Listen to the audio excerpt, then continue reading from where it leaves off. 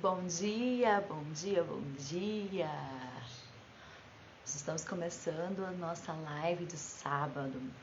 Aproveito esse momentinho de início para falar para todos vocês que aos sábados estarei aqui às 9 horas, não, das 8 às 9 da manhã, fazendo lives para poder falar um pouquinho sobre o aprendizado, sobre dificuldades de aprendizagem, dando dicas para você, professor, para você, pai, que tem criança aí nessa fase tão importante da vida deles.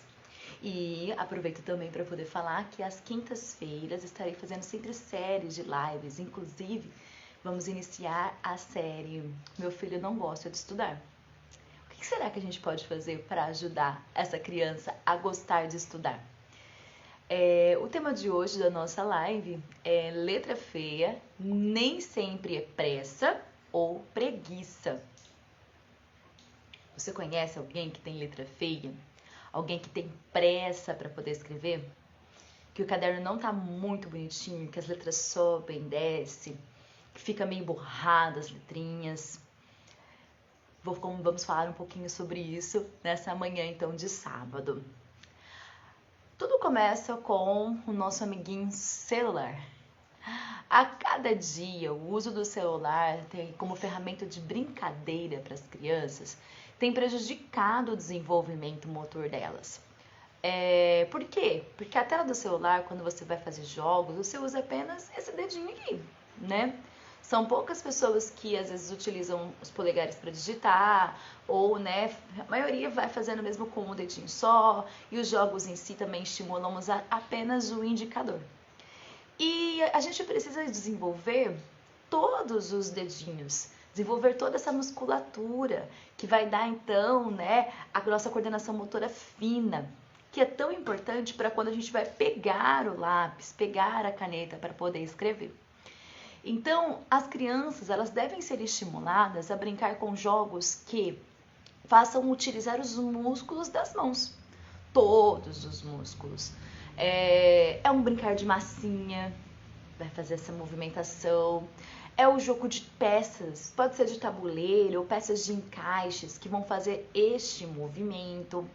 E isso vai estar contribuindo, claro, para que ela tenha uma caligrafia mais bonitinha, né? Então agora a gente vai estar falando também um pouquinho sobre o processo da alfabetização. A criança precisa desenvolver a sua escrita lá no comecinho ali do processo da alfabetização. Os pais, os professores, eles devem ficar super atentos nesse momento para poder visualizar se a criança está tendo uma dificuldade ou se o negócio está se transformando num transtorno. Depois eu vou falar mais ou menos quando que isso vai ser detectado aí, né, no transtorno da escrita.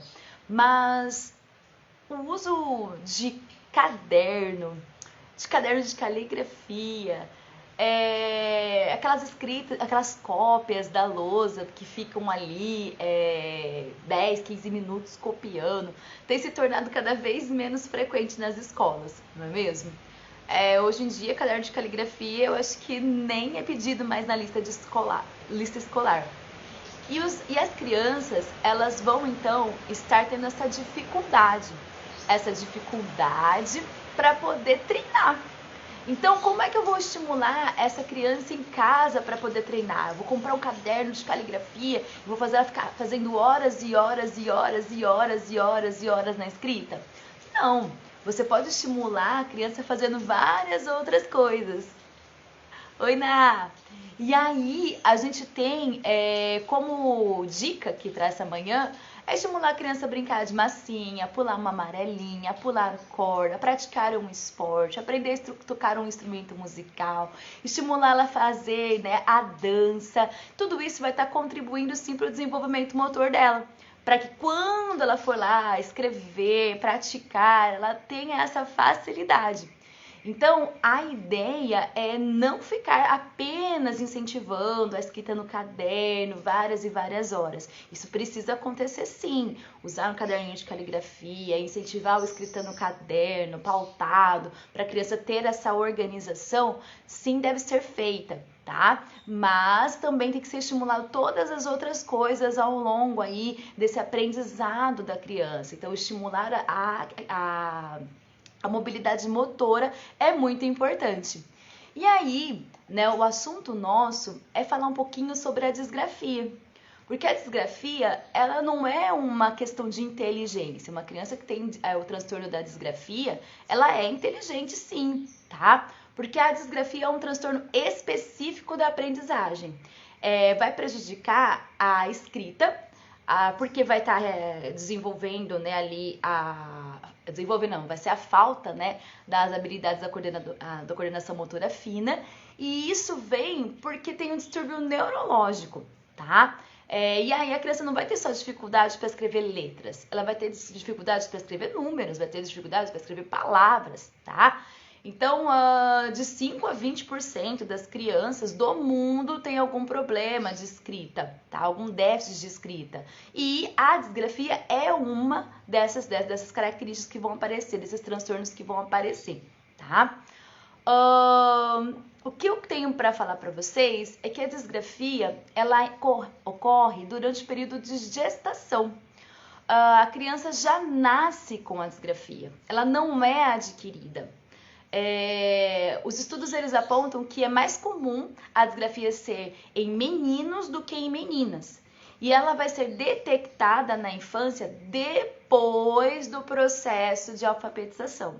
Então, no início da alfabetização, se a criança está com uma dificuldade na escrita, a letra dela não está muito legal, né? Não vai rotulando, falando essa criança é disgráfica. A gente tem que fazer todos os estímulos antes, né? Passar por esse período da alfabetização. E aí, se depois do período de alfabetização, entre 8 e 9 anos, que isso já vai estar mais formadinho, mais consolidado, se a criança continuar manifestando essas dificuldades, né, na escrita, aí sim você deve, né, orientar a família, orientar os pais, né, os responsáveis aí em busca de uma equipe de profissionais para poder diagnosticar essa criança, tá?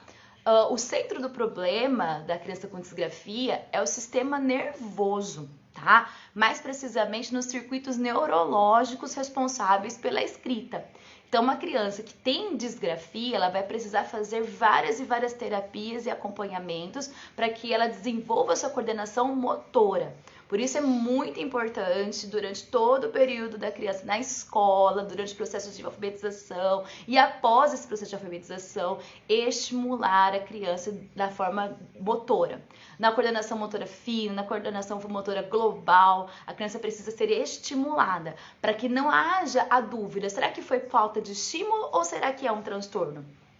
Certo?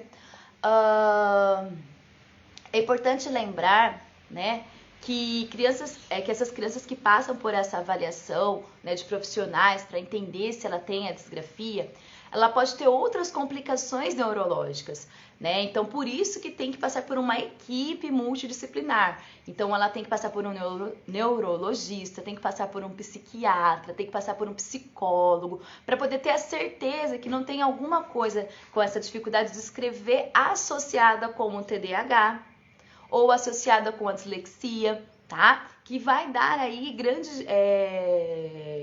grande manifestação nesse aprendizado da criança. Então, a criança vai ter essa dificuldade para escrever, mas também porque tem outras coisas associadas a essa dificuldade de escrever, tá? E os professores, né? Os professores devem ficar atentos aos seus alunos o tempo todo. E não é só o professor da fase da alfabetização da criança. São os professores que pegam a criança lá no 5º, 6º ano.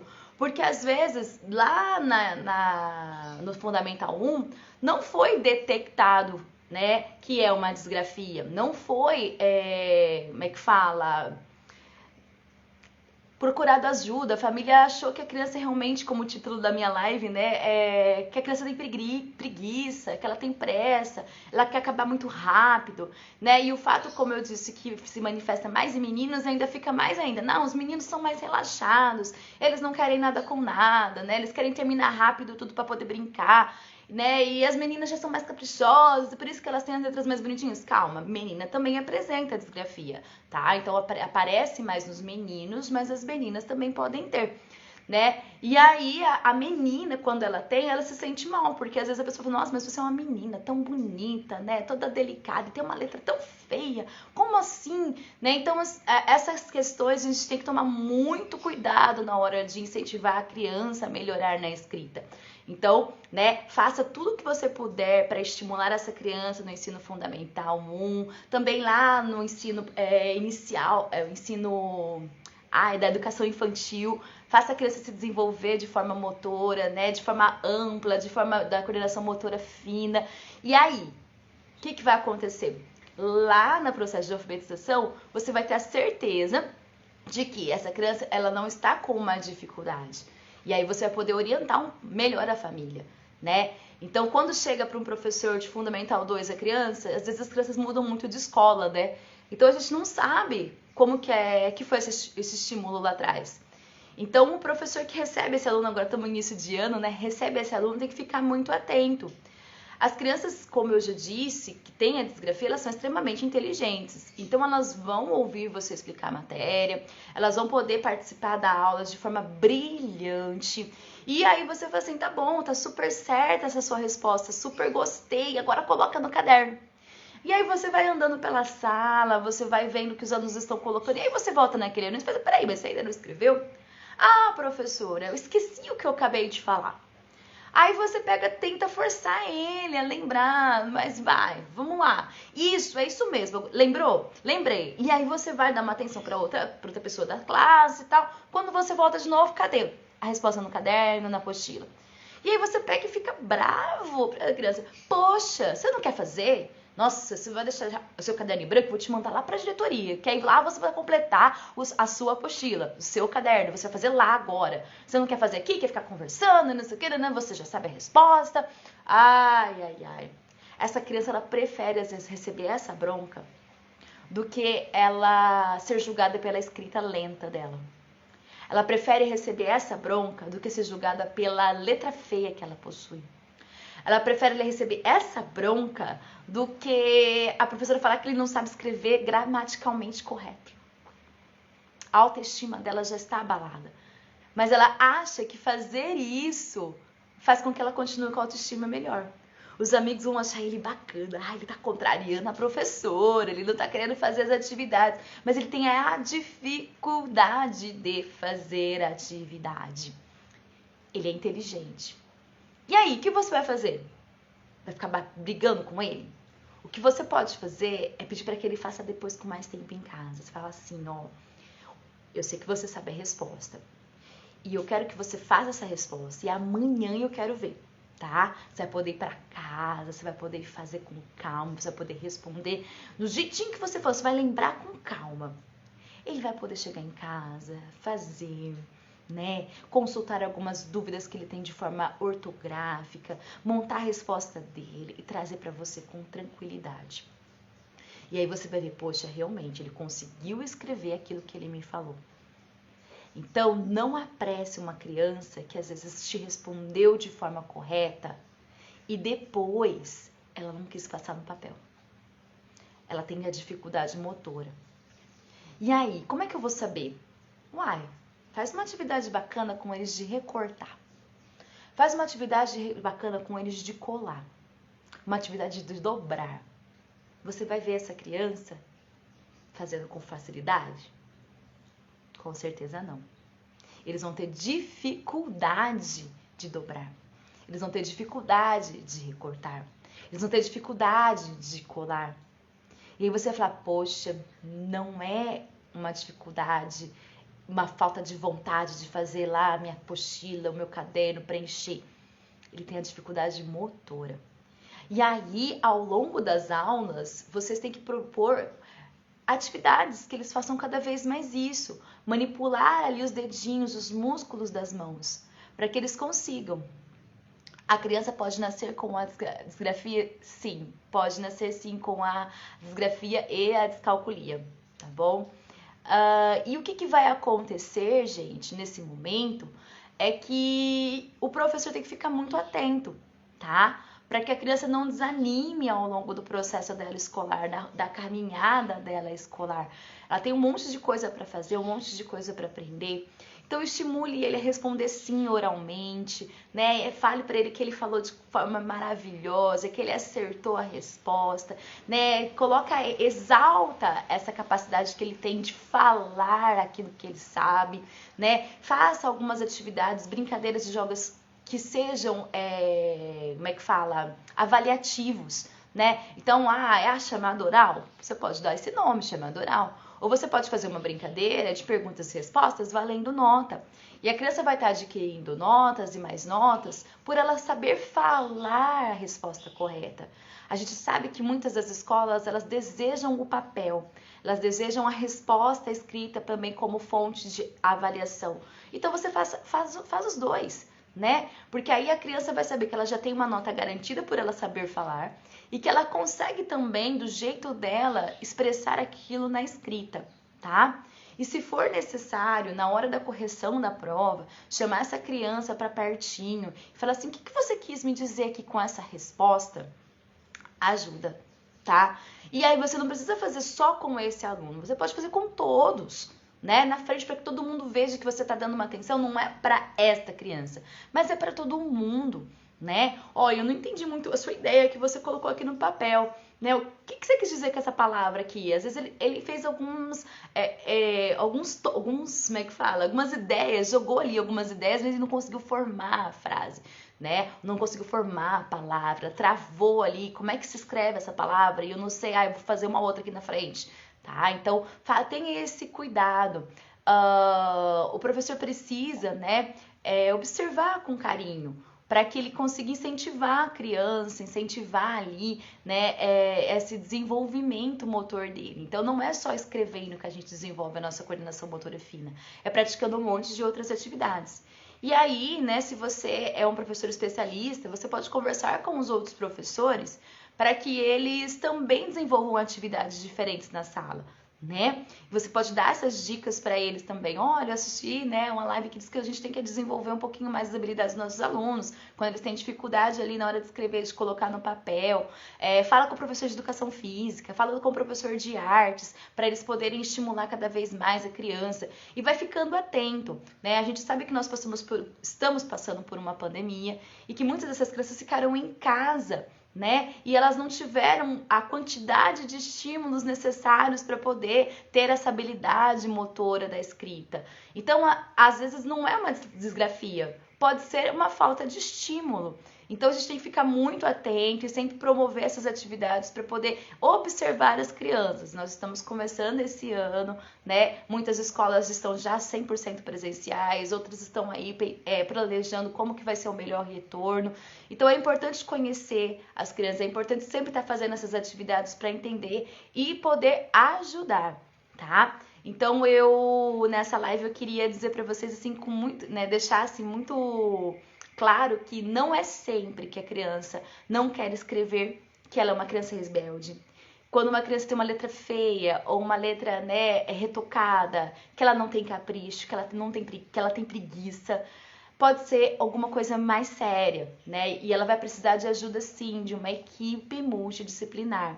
E você precisa avisar a família, você precisa conversar com os pais, explicar que isso acontece, tá?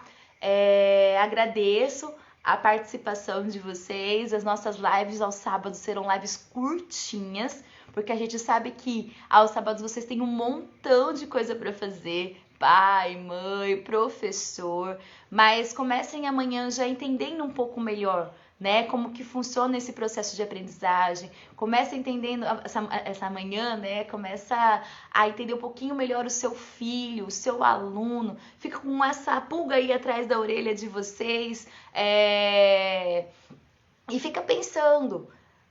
Vai pesquisar, faz lá, né? Procura livros, procura pessoas especialistas para poder ajudar vocês.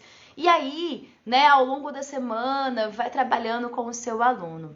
Espero que vocês tenham um ótimo final de semana. E até sábado que vem, que é a nossa live de sábado às 8 da manhã. Até mais!